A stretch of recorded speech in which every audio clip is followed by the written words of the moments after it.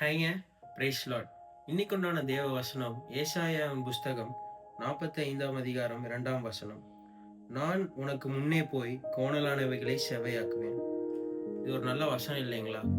நம்ம நிறைய விஷயங்களுக்கு நம்ம ஜெபம் பண்ணுவோம். இப்ப நம்ம எங்கேயாவது டிராவல் பண்றோம்னா, டிராவல் பண்றதுக்கு முன்னாடி we always pray to God. போற வழியெல்லாம் பாதுகாத்துக் கொள்ளுங்க அப்படின்னு சொல்லி நம்ம ஜெபம் பண்றோம். எந்த காரியங்கள் எடுத்து வச்சாலும் நம்ம அதுக்காகவும் ஜெபம் பண்றோம்.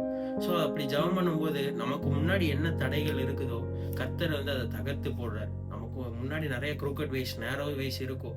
அதை அடைக்கிறதுக்கு பிசாசு நிறைய வழி வச்சிருப்பான்.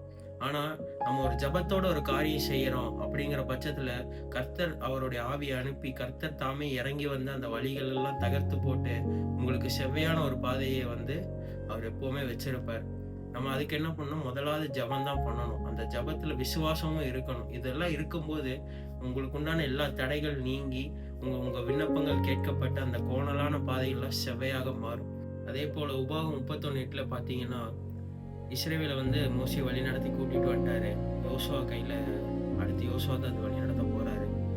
அத மோசே தூரத்துல இருந்து அந்த கானான் தேசத்தெல்லாம் பார்த்துட்டாரு. ஆனா முன்னாடி நிறைய தடைகள் இருந்துச்சு. அவங்க வர வழியில எல்லாம் தடைகள் தான், நிறைய தடைகள்.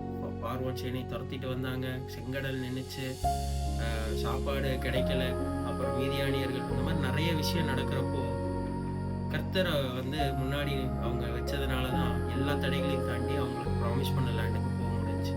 ஸோ அதே போல கர்த்தரை நமக்கு முன்னாடி வைப்போம். அவர் நம்ம கண்டிப்பா கோணலான வழிகளில் செவ்வையாக மாற்றுவார். God bless you. ஆமென்.